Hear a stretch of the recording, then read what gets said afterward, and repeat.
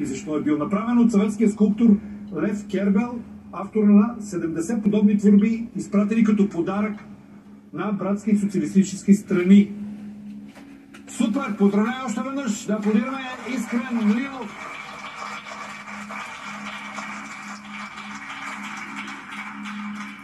Чудесен си, приятелю!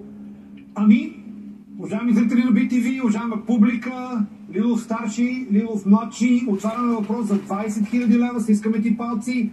Да видим въпроса. Кое класическо произведение на изкуството е най-голямо по размери? Герника. Сътворението на Адам. Нощна стража. Раждането на Венера. Нощна стража се намира в музея в Амстердам. Виждал съм картината на живо няколко пъти. В момента даже я реставрират. Има много интересно, може да наблюдаваш докато я реставрират. Така че съм сигурен, че това не е отговора, защото картината не е толкова голяма.